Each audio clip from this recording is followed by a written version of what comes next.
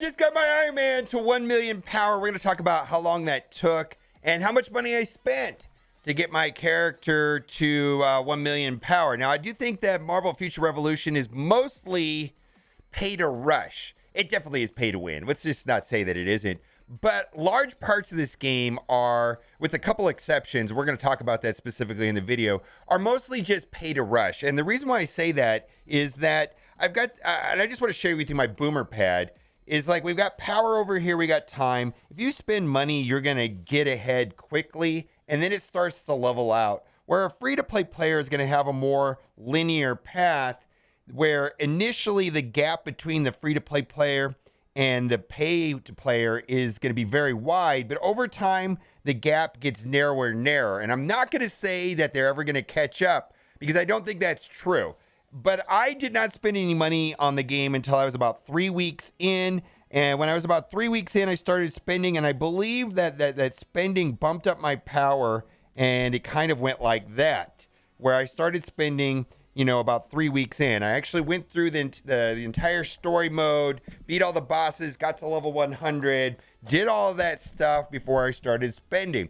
And I'll tell you where I spent and why I spent, and whether or not I think it was worth it. And because what I will say to you is I play with other players that have spent no money on the game that also are at 1 million power. I don't think you need to spend money, but it definitely speeds up, with the exception of mega cards. Mega cards, there definitely is some content there that is locked behind pulls and mega cards that you just are not going to easily get free to play, nor are you going to easily get it without spending tons of money. So how much money did I spend on the game? I do want to say that I started playing the game on June 30th, 2021, which is soft launch, which was before global launch. I played on the Canadian Omega Flight soft launch server. So I have been playing the game for about 10 weeks, and I did start spending about 3 weeks into it, and I bought the Alpha Squad rank up bundle on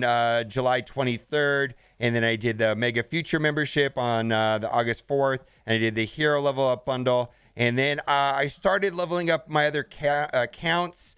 And I started buying these level 10 packs because they had 3-star gear for Captain Marvel and Star-Lord. And they also gave 240 crystals. So I thought that was a good deal. But the bulk of my spending happened on September 1st. And the reason for that, or what happened there, was that I was trying to get my regional gear. And I made a video about it, how I got my regionals for free. That's true. But what I had to do is I had to do this massive Omega card pull to get my regional gear right here, where I pulled a bunch of Omega cards. And I'll explain why I did that. But what I was doing is I was basically just spending money to get the Mega tokens, which is like the pity system in this game, so that I could open up a regional selector box so I could get my 4th and final piece to my regional set. So it was a byproduct. Basically, I was doing something I probably wouldn't have done, which is open up a lot of Omega cards just to get my final piece to my regional set. So when you add all of this up, basically what I've spent over 10 weeks is $255, so a little bit more than $25 a week. And that led me to a path where I got to 1 million power. Now, I want to say I've also spent a lot of time in the game. Like every single one of my characters is at level 100, all of my alts. And because I'm not a heavy spender, I basically had to funnel all the resources from all those other characters back into my Iron Man. As much as, I took all of the characters to level 100, I played the story mode on all 8 characters, and all the resources that I got from them basically got dumped into my Iron Man. Otherwise, I wouldn't have been able to do that. Now, some parts of this game are expensive, some parts of the game are relatively inexpensive. I just want to talk about what I did to get it. Now, if you want to watch a video about my regional pieces, I kind of believe that regional sets will pick you rather than the other way around, and each character has an optimal regional set. I did the Hydra set, which is not the best set, but the reason why it's a good set for Iron Man is because of the weapon cartridges skill bonus right here. You can see right here I get +6 on the weapon cartridges skill. up at level 6. Now there's another set, I believe it's Midgardia, where it has attack, and then in the second slot it has some sort of critical damage or rate boost, which is better, right? But like, again, I believe the regional set chose me rather than I chose the regional set, and luckily Hydra is one that at least had a good class bonus, which is what my build is based about. If you're interested in knowing about my build, we've got a build videos. You can check over the channel. I've got lots of interesting videos there for you to take a look. A lot of these questions have been answered over time, and now I finally got to 1 million.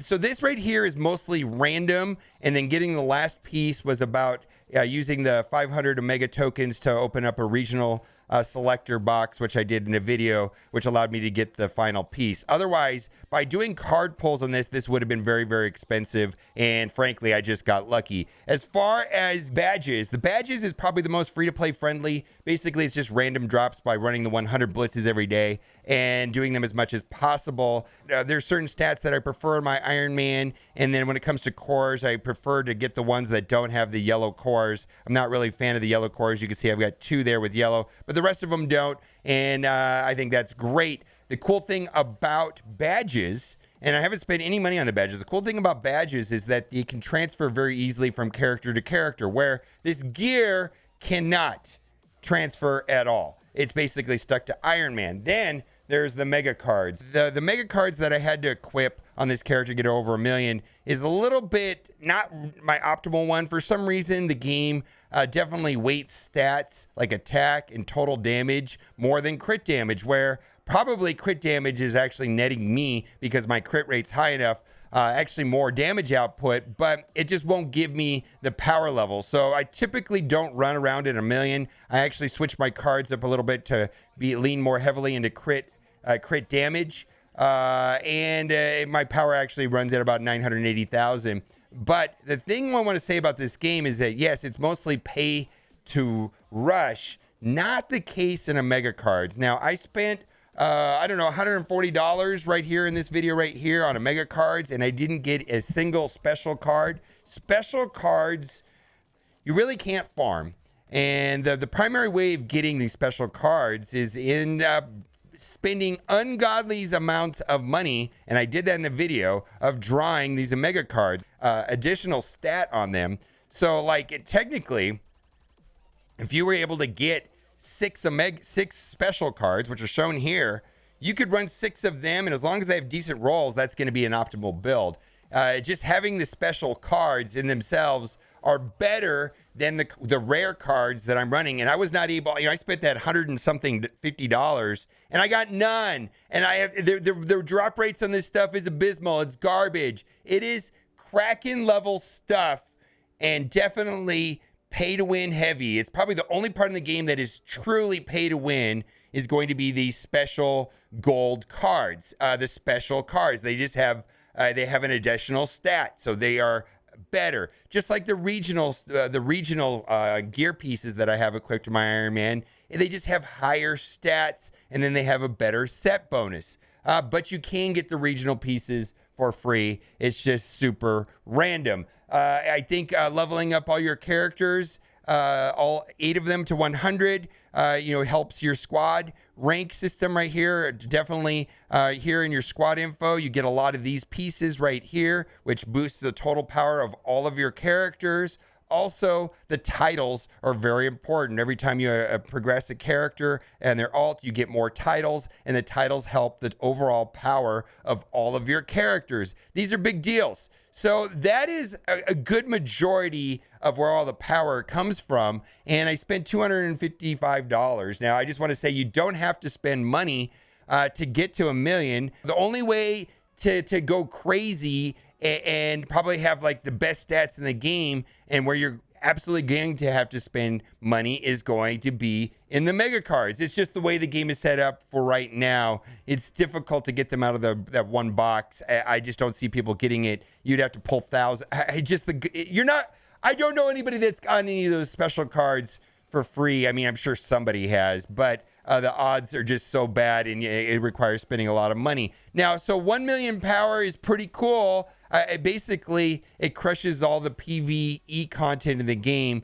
So like, for example, like if I want to do a Maestro Blitz. Now, interesting thing about the Maestro Blitz is it's actually faster if you run by yourself, because if you go in a group, it boosts the HP on the team, and I'm finding that it actually takes longer. Now, I've ran it as low as 40 seconds. If I gear my Iron Man for super villain damage, right now I have kind of a blended build that is just set up for this video to get the stats to 1,000,000. But when I start playing around with it, it changes around. So here we go. We're going, and you'll see how it goes. Like, I just blast through this. I've got the hotkeys for this to hit skip, and then I've got the fly button also hotkeyed to speed this up a little bit. And then as soon as I get into the Maestro fight, I will target him and just let it run. And it skip. All right, let's target him. And we're going to blast through it. I mean, it's so much faster. I found that a lot of this stuff was pretty hard up until, I want to say 500,000, 600,000. It was still pretty challenging, but at some point it became pretty easy. And I got to say that all characters in the game can get through this PvE content. There we go, 40 seconds. Every character can do this. This is not just Iron Man. Where it starts to change and the game gets more pay to win heavy is that when it goes to the PvP modes. And I don't think much of the game is pay to win other than that one mode. Like if I go into the records and I hit rankings, you're going to see like special operations right here. That is a balanced mode. Well, all the characters are set at the same level, and I run with my alliance mates, and do just fine. A lot of those guys are free to play, and they're like, I'm actually probably ranked worse in my group. Everybody else is like 1, 2, 3. I'm at 13. Battle challenges is a tower mode, and it's PvE. And you just have to have enough power to get through all 30. And when you can, you're probably going to rank very well. A Mega War is largely about matchmaking and playing a lot of it every day until you get a good match and a good score. I'm finding on my server that so basically a Mega War, you get rewarded the first 2 times you play a day with some bonuses on depending on whether you win or lose the war. But the way that it works in the weekly ranking is it takes your best score for the day and adds it up. And so to play, I think it's important to place in the top 100. And on my server, to place in the top 100, I probably would have to have a score of 2,500. I think right now I'm 3 days in. I've been running about 5,000 points per Mega War. So I'm crushing it there. Dimensional Duel, straight up, Dimensional Duel is pay to win. Dark Zone is just strictly grindy. And like my alliance mate, Wiki Wolf, he's free to play, and he is placed number 1 in Dark Zone. And I believe he's number 1. I play with this guy every day in Special Operations, and he's a free to play player. He's a Black Widow, and he's number 1 right now in Special Operations, and he is a 1,000,000 power Black Widow. So other than the cards and things like that, the super special Rise to the East gear, which is better than the gear that I have, you can play free to play. But I'll be very frank with you. There are some people that have spent a lot of money in the game, and their power levels, let's say, are 1.3, 1.4, 1.2 million, 2, 3, 400,000 higher than me. And yes, I cannot keep up with them, but I mean, they can definitely do better than me, and they're going to place in the top 1, 2, 3, 4, 5, 6.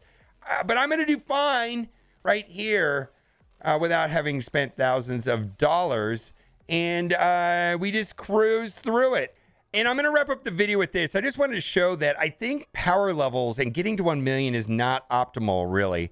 And the reason for that is we're guessing a lot of this. Like if we look at my critical rates at 42%, what do I really want to have? Do I have 23% more critical damage, or do I want to have 4 or 5% more total damage? I think I want the critical damage, even if it's only connecting 40% of the time. I mean, 40% of 23% seems to be higher by my math than just 4 or 5%. And so some of these cards right here, and there's other factors I'm sure we're guessing, but some of these cards, they do give more power. The game seems to be very much weighted towards attack, where, you can see right here, I've got attack of 6%.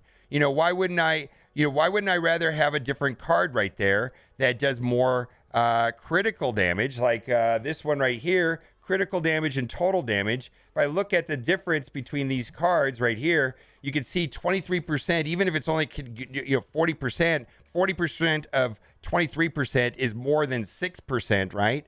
And then we have defense pierce. Some people argue defense pierce is better than max damage rate. And then they both have the same total damage. So I played this, and I know that this card over here gives me more damage. Yet when I equip it, you're going to see my power level drop off by 10,000. But I know it's better. And so this is just something to keep in mind, is that the stats are interesting. But I don't know how true. Same thing with dodge. Dodge is a super important stat, but I don't feel like the game gives you a lot of power for dodge. Like if you compare it to other stats, like just defense, I think dodge is a better stat than just having defense. I mean, I could be wrong on this, but it just feels that way. Absolutely. So let me know what you think in the comment section about all of this. And as always, thanks for watching, and keep on gaming.